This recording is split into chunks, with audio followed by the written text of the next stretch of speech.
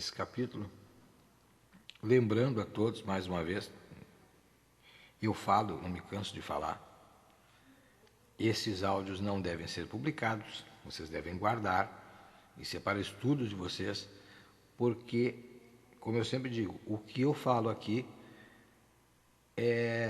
as pessoas não estão prontas para isso.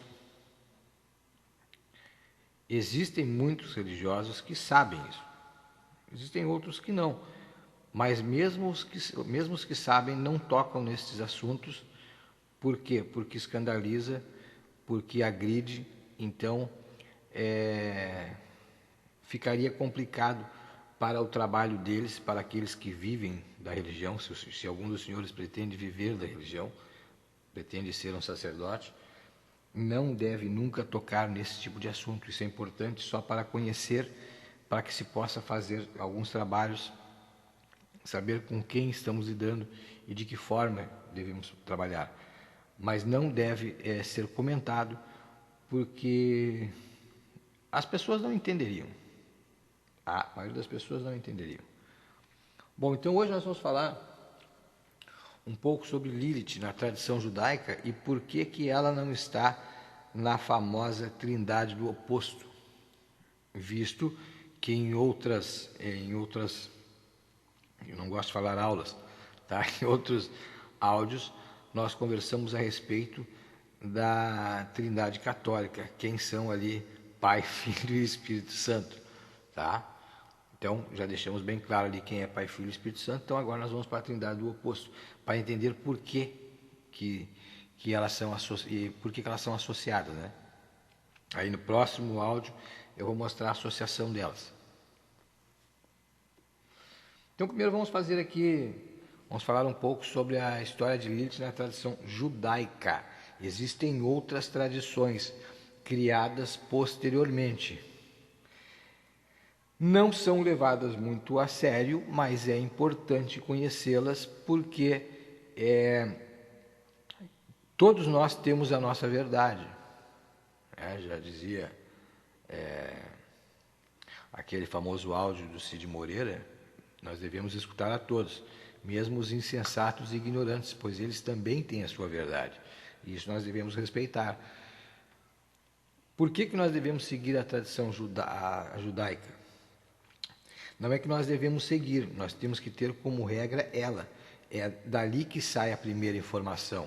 Depois são estudos posteriores. Então, estudos posteriores podem haver interpretações. Então, é necessário que nós façamos o estudo da tradição judaica para depois conhecermos as outras tradições e vermos o que faz sentido e o que não faz. Nós vamos encontrar coisas muito importantes, coisas escritas e muito inteligentes, colocações maravilhosas e muita bobagem. As bobagens nós vamos separar e vamos ficar com o que é bom. As pessoas não querem, uma das coisas que nós devemos sempre guardar para nós, por exemplo, é que Jeová, o Deus Criador, ele entrega Lilith a Samael. Ele entrega Lilith a Samael. Samael, como nós já estudamos, é o senhor das forças do mal, o adversário. Satanás, o diabo. Lúcifer para alguns, que o nome que nós conhecemos, né, na tradição mágica é Samael. A trindade deveria ser Samael, Baal e Lilith.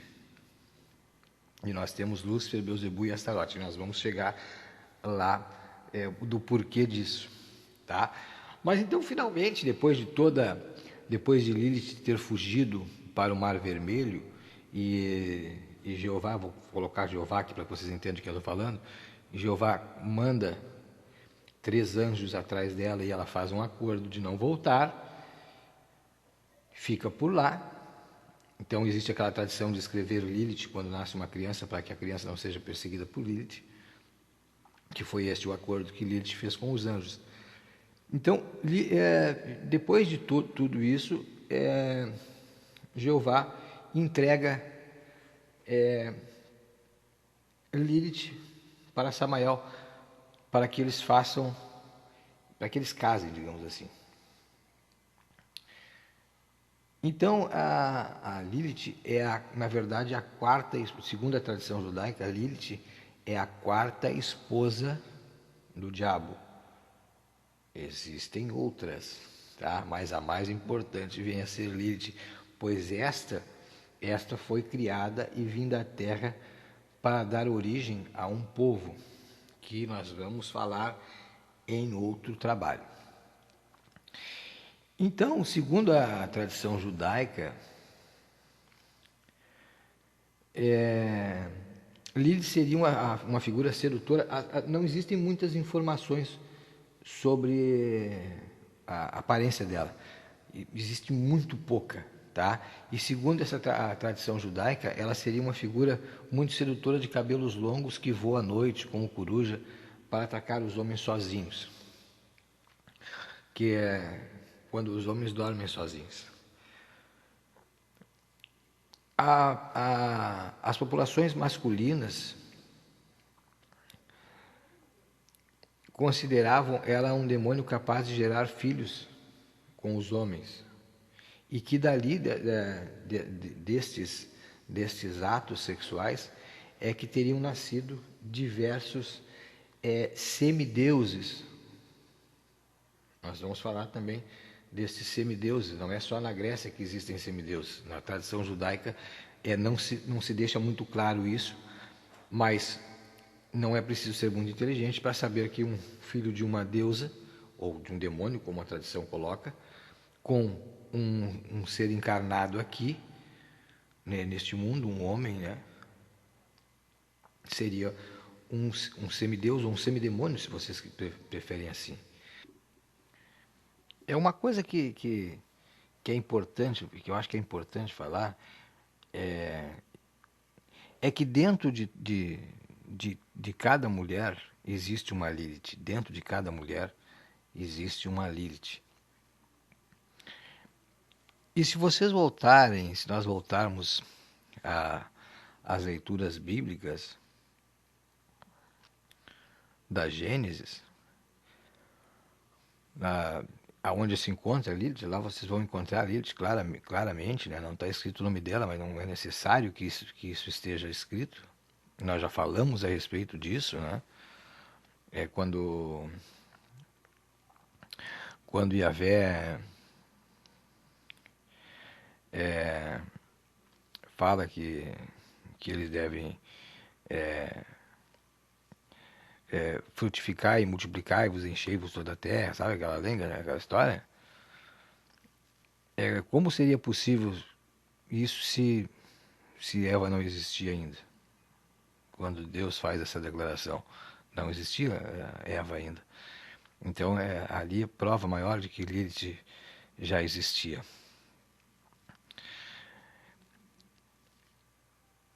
E algumas tradições mágicas colocam, se você colocam o Lilith, e isso está descrito também, tá? Isso também está descrito no Zohar, que Lilith será castigada junto com Samael. Lilith e Samael serão castigados. Isso pela tradição judaica, tá, gente? Vamos deixar bem claro isso.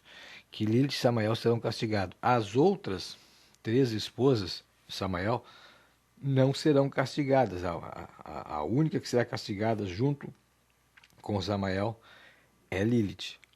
Lilith é descrita pela tradição, ali como eu falei, uma mulher de cabelos longos, mas na forma mágica, vamos colocar assim desta forma para que vocês entendam, ela é considerada uma serpente. E, inclusive, quando eu falo que dentro de toda mulher existe uma Lilith, por quê? Porque Deus, o Jeová, Lilith vai embora, vai embora, foge, não aceita a submissão a Adão, vai embora, e Deus cria então Eva. Lilith havia se rebelado contra os desígnios de Deus. E muito provavelmente existe a crença de que ela foge sai do que ela vai próximo ao mar, lá onde Moisés vai atravessar, que depois de muito tempo ela habita aquela região, mas que ela ainda, no tempo de Eva, ela ainda estaria no paraíso e ela seria a serpente que convence a Eva a comer o fruto. Eva também não porque a serpente tenha enganado ela, né? Vamos acreditar então que seja Lilith que seja essa serpente, vamos acreditar nisso. Não porque Lilith engana, Lilith fala a verdade para ela, isso é incontestável. Isso é incontestável, só ler a Gênesis é incontestável. A serpente não enganou ninguém, a serpente falou a verdade para Eva. Mas Eva tem tempo de pensar. Ela come o fruto e vai lá e convence o marido. Então, ela também se rebelou contra os desígnios de Deus. Por isso, os magistas consideram que dentro de toda mulher existe uma Lilith a ser despertada. A ser despertada. Por isso que as sacerdotisas de Lilith, toda sacerdotisa de Lilith é considerada filha de Lúcifer, porque elas são adoradoras de uma deusa que é esposa de Samael, o diabo, Lúcifer, seja lá como for que vocês queiram depois representar nos trabalhos de vocês. Estas moças são filhas, as sacerdotisas de Lilith são filhas de Lilith com Lúcifer, ou com Satanás, com Samael, né? A maioria usa filhas de Lúcifer. E até interessante consultarem aí para ver quem são as filhas de Lúcifer. Mas então, por que que Lilith, se ela se está claro na tradição judaica que o próprio Jeová entrega ela para que ela seja a esposa de Lúcifer, de Satanás e Samael, como queiram, por que é que ela não aparece na trindade do oposto? Bom, ela não aparece pelo motivo mais simples e mais absurdo de toda nossa história. O mundo é patriarcal, queiram os senhores ou não. Não existem matriarcas importantes para os doutrinadores religiosos e para os seguidores de rituais mágicos. Vamos retirar alguns exemplos raros, Helena Blavatsky, e morre por aí. Termina por aí. É uma. Você não encontra outra. Ah, mas você podia dizer que a bruxa de Évora... Bom, bruxa de Évora eu já falei mais de 1 milhão de vezes. É a criação da doutrina católica para fazer com que as pessoas se convertam. Não é a história... A bruxa de Évora aparece pela primeira vez na história do bruxo São Cipriano, e o São Cipriano não é um bruxo poderoso, muito pelo contrário. O que mostram nas entrelinhas, é que as pessoas não conseguem ler as entrelinhas, é que o bruxo é um sujeito derrotado. Esse bruxo é derrotado. Tá? Ele é derrotado, ele não consegue fazer uma amarração sequer. Essa é a verdade. Ele não consegue amarrar a princesa que ele quer. Ele é derrotado, ele termina se convertendo por causa disso. Então a história da bruxa de Évora, que está associada ao bruxo São Cipriano, porque era necessário dar uma origem para ele, foi criada pela igreja nos anos, provavelmente aí no século X, talvez, eu não tenho certeza disso, gente. Na época eu fiz um estudo sobre isso, e não só eu, outras pessoas fizeram, Mas então a gente sabe que é criação para converter as pessoas. Ele é um bruxo derrotado. Tá bom? Então, o que acontece? As tradições mágicas de culto, elas eram sempre, os sacerdotes eram homens. Então era necessário transformar todas as divindades, e isso vem desde Salomão, que foi o primeiro grande mago. Ele foi o primeiro grande mago. A tradição era essa. Ele era judeu, né? Então ele já coloca os homens em primeiro plano e as mulheres nem no segundo não estão. Então, por isso, Astrate, que era a deusa do amor e da sexualidade, e que foi associada, e que era diretamente associada a Lilith, porque Lilith representa isso. E Lilith é a primeira. Todas as outras vêm depois. Todas as outras deusas do amor e da sexualidade vêm depois dela. A primeira é ela, pois ela estava na criação. Então ela é a primeira. Então todas as deusas que surgem depois, que estão associadas ao amor ou sexualidade e liberdade, estão associadas a Lilith. A ideia principal, a base desta divindade é a personificação de Lilith. Então, todas as deusas que estão ligadas ao amor estão ligadas diretamente a Lilith. Astrate foi muito cultuada, então você não vê culto a Lilith, você vê hoje. Você vê hoje. Na antiguidade você não via. Por quê? Porque a figura foi associada a outras deusas. Então, esta deusa, que era Astrate, transforma-se em Astarote, porque não podia ter alguém tão poderoso quanto Astrate, que na verdade nós temos que entender que assim, ó, existem deuses, existem diversos nomes em diversos lugares, diversas regiões, em diversas épocas. Mas os deuses são um. Né? Vamos colocar assim, ó, vamos colocar. Lilith seria. Lilith é a primeira, porque ela é de origem, né? A origem foi a primeira que nós temos descrito, ela está na Gênesis, inclusive.